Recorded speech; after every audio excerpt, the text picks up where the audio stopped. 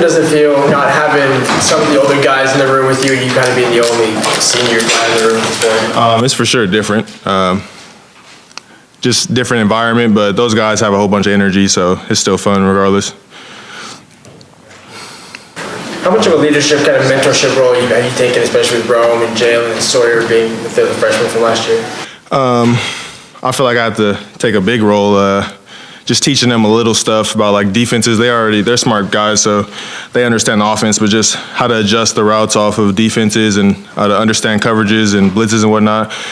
But they're still picking it up fast. They're young again, but they're smart, so they're adjusting. What was it like from your perspective? Puka leaves and Ty leaves, Jordan leaves, Marcus leaves, Austin leaves, Jalen comes in, and the guy coming in the summer. Just what's it like watching all that shuffling? It was actually a little devastating, I would say, because I was super close with those guys, like outside of football. But I mean, we still stay in contact, so it's not what I thought it was going to be. But the guys that we're getting to, like I talked to Giles and I've talked to Jalen, like when they got here, and they're super cool dudes too. It's just new, you got to get to know them. But COVID's making things pretty weird because we can't really hang out a bunch outside. But as I get to know them, like they're pretty cool dudes. Terrell, it seemed like most of the receptions went to the tight ends early on. Was that situational or on purpose or what? Probably a little bit of both. I mean, we got some crazy nice tight ends, as you can see, but they're big targets, and today was like a red zone focus, so I would say it's a little bit more situational, but we still got some stuff dialed up for them too. What would that next step to look like for you? Hopefully pro.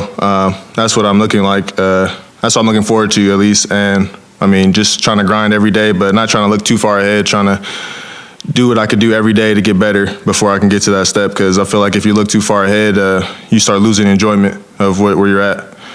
Terrell, when you look at the guys who have left and the guys who have come in now, just how do you assess the talent in your room right now?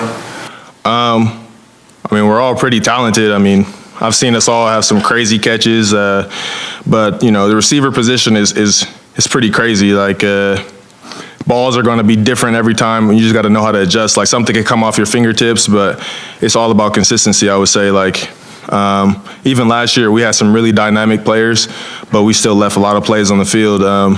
I still think we're working for consistency, but I think we're always taking the next step with Junior Adams, always keeping us accountable for it.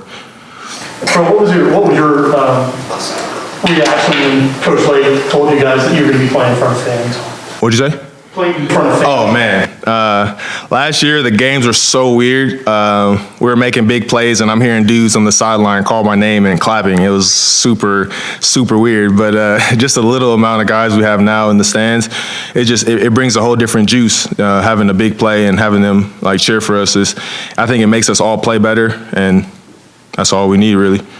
Terrell, how would you describe John Donovan's offense, and what was the reaction in the wide receiver room when Jimmy wore the run the damn ball hat? I'm not going to lie. We were a little frustrated with that. I mean, we were like, come on, we can make some plays too. But I think running the ball will set us up for a lot of shots downfield. I mean, a lot of offenses like USC or other schools are pretty air raid, and, their stat line could look like 8 for like 80 yards and maybe a touchdown. But I think our offense sets us up for a lot of like down the field throws. So we just have to connect. Last year we didn't connect on all those deep threats, but our stat line could really look like 3 catches for 150 if we could do it right.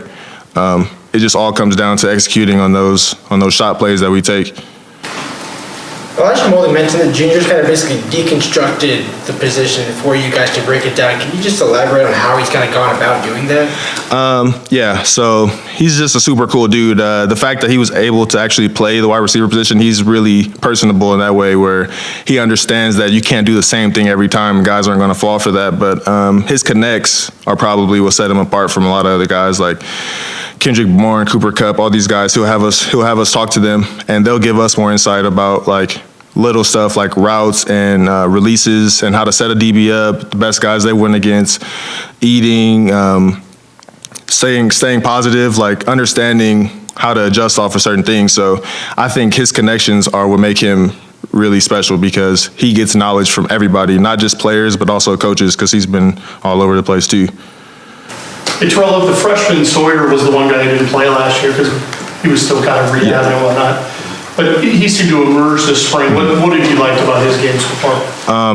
Right now, he's looking like the most consistent guy as far as like balls being thrown to him and him catching it. So he's for sure earning a role in the offense, and he's understanding everything he has to do inside and out as far as other guys around him and how to run his routes. So he's just emerging because I feel like he's finally comfortable in playing faster. I would say last year he was still dynamic as far as catching the ball, but he was kind of like not sure what he had to do. But that comes along with the COVID season. We didn't really have a big off season, but now since he's been able to be in the playbook, he's just playing without thinking.